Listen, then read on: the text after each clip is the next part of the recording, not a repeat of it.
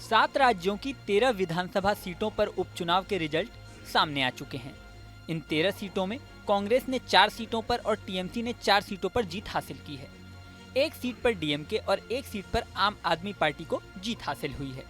ये सभी पार्टियां INDIA गठबंधन के तहत एक साथ थीं, यानी कह सकते हैं कि INDIA गठबंधन को 13 में से 10 सीटें हासिल हुई हैं। बीजेपी को 2 सीटों पर जीत हासिल हुई है, एक सीट पर निर्दलीय कैंडिडेट जीता है। सीट वाइज जीत हार की बात करें तो सबसे ज्यादा चर्चा बिहार की रुपौली विधानसभा सीट की है।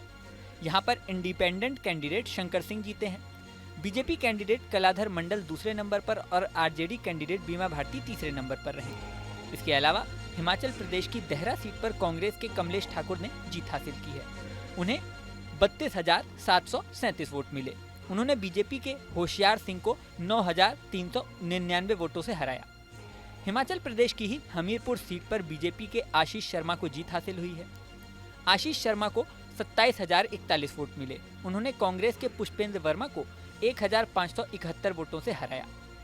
हिमाचल की नालागढ़ सीट पर कांग्रेस के हरदीप सिंह बावा ने बीजेपी के KL ठाकुर को 8,990 वोटों से हराया।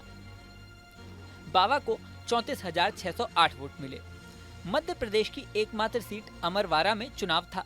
यहाँ पर बीजेपी के कमल प्रताप शाह ने जबरदस्त जीत हासिल की। उन्हें 83,105 वोट मिले, जबकि दूसरे नंबर पर कांग्रेस के धीरन शाह सुखराम दास रहे। उन्हें 80,078 वोट मिले। पंजाब की जालंधर वेस्ट सीट पर आम आदमी पार्टी के मोहिंदर भगत ने चुनाव जीता है। उन्हें 55,246 वोट मिले, जबकि दूसरे नंबर पर रहे बीजेपी कैंडिडेट शीतल अंगुल को 17,921 वोट ही मिले। तमिलनाडु के विक्रावंदी में डीएमके के अनियूर शिवा को जीत हासिल हुई। उन्होंने पीएमके कैंडिडेट अनूप मणि को पटखनी दी है। उत्तराखंड के बद्रीनाथ सीट से कांग्रेस के लखपत सिंह भुट्टेला की जीत हुई है। उन्होंने बीजेपी के राजेंद्र भंडारी को 22,937 वोटों से हराया है। उत्तराखंड में ही मंगलौर सीट से कांग्रेस के मोहम्मद निजामुद्दीन जीते हैं। उन्होंने बीजेपी कैंडिडेट करतार सिंह भड़ाना को क्लोज फाइट में 422 वोटों से हराया। पश्चिम बंगाल की रायगंज सीट से टीएमसी कैंडिडेट कृष्ण कल्याणी की जीत हुई है। बीजेपी कैंडिडेट मानस कुमार घोष को उन्होंने 36,000 से ज्यादा वोटों से हराया। पश्चिम बंगाल के राणाघाट दक्षिण में टीएमसी कैंडिडेट मुकुटमणि अधिकारी को 1,13,533 वोट मिले। दूसरे नंबर पर बीजेपी के मनोज कुमार विश्वास रहे। उन्हें 74,485 वोट मिले।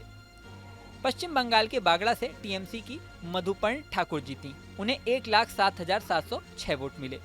बीजेपी के विनय कुमार विश्वास को यहाँ पर सिर्फ 74,251 वोट मिले। 13वीं सीट रही पश्चिम बंगाल की मणिकताल। यहाँ पर टीएमसी कैंडिडेट सुप्ती पांडे जीती। उन्होंने बीजेपी के कल्याण चौबे को 62,312 वोटों से हराया। चुनाव परिणाम देखते हुए INDIA गठबंधन उत्साह में है, वहीं बीजेपी के लिए ये चुनाव बड़ा झटका देने वाले रहे। अब लोगों की नजरें नवंबर-दिसंबर में होने वाले 3 राज्यों के विधानसभा चुनाव पर अटक गई हैं।